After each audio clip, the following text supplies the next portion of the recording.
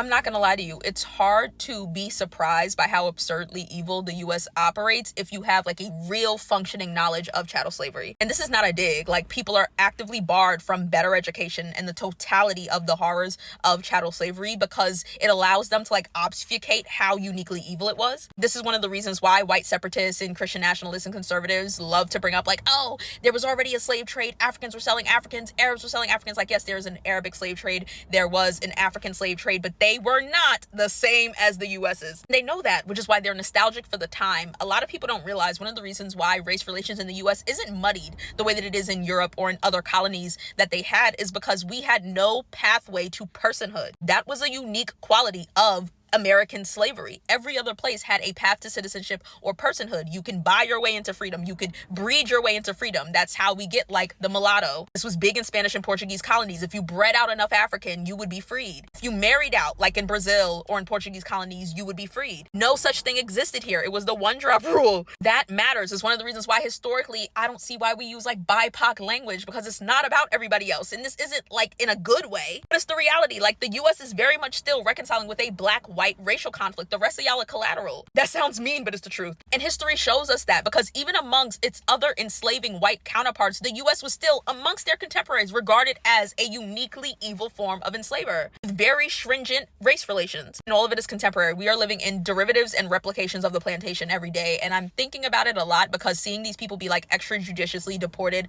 whether or not they're citizens, whether or not they're here illegally, borders aren't real. I don't care about them. But you get what I mean. This like no tolerance policy of the other is like really fascinating if you know like how much work it took to maintain the power of whiteness. The fact that post-enslavement, after the Reconstruction period, they had to restructure what whiteness was because of their numbers. And it's the racial anxieties accompanied by white folks' fear of black retaliation that led to them subsuming other groups that were not considered white into their own as a self-preservation tactic. This is where we see them giving the Irish and the Italians and the Jewish people a chance to like audition into whiteness to bulk their numbers. And this is something they've been thinking about for a long time. It's why the Great Replacement theory is literally the bedrock of conservatism. This is just a contemporary version of white enslavers being absurdly cruel and then writing in their diaries about how they fear about being killed by their like slaves at night. This is just that with Google. But one of the other reasons why they make sure that people don't know the full scope of chattel slavery in the American context is to see like where it was failed otherwise when people would try to replicate it elsewhere. After the Civil War, tens of thousands of white enslavers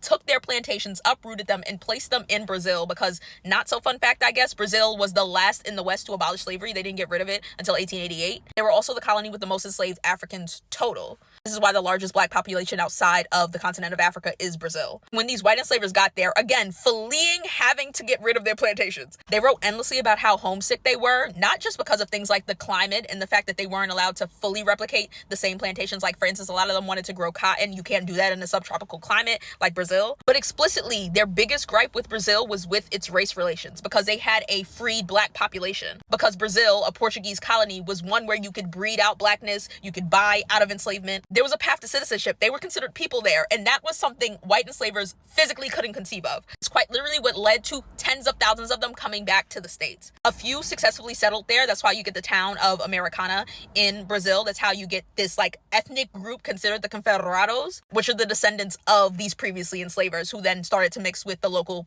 Brazilian population over time. And one of the reasons why the Confederados and Americana settlement is at the top of my mind is that when these tens of thousands of homesick, like middle class, they weren't like the most wealthy, but semi-wealthy white enslavers were done with their like Brazilian project, they petitioned the US to help subsidize their travel back because they spent all their money trying to replicate their plantations in Brazil. And the US did! Like, the US literally helped pay to repatriate these enslavers back to the States, specifically back to the South. And it's this knowledge that blows my mind all the time, where it's like my tax dollars, your tax dollars are being used to send people wherever the fuck this administration wants them to go. And this is the same country that was like paying out reparations to white enslavers for loss of product and income. The same country that when after a civil war had tens of thousands of defectors leave to maintain slavery, they helped pay to bring back. That's this country's legacy. That's why I always say the US is profoundly unique in its evil. Our race relations are very clear. This is not like a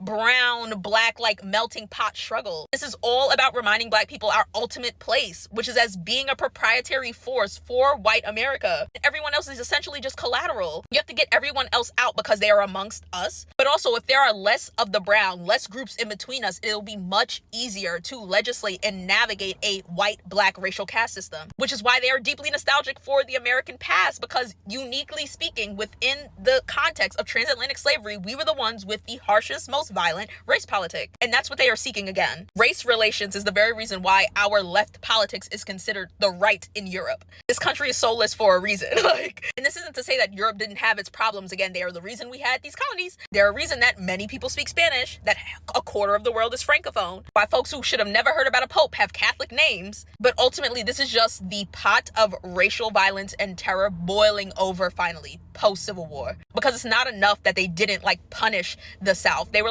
actively rewarding them, giving them positions of power and telling them to just replicate what they needed quietly. And that's what happened. And we're living in the after of that. And I think if more people had a better education about the totality of chattel slavery in the American context, they would be less occupied with preserving the perceived soul of the country and more interested in, after this shit burns down, what can we build that's better? I've been begging y'all to get woke on transatlantic slavery for so long, and Reconstruction specifically for so long, for this purpose. Because the black folks who were allowed to have this education, we knew time was a ticking, and the time is now.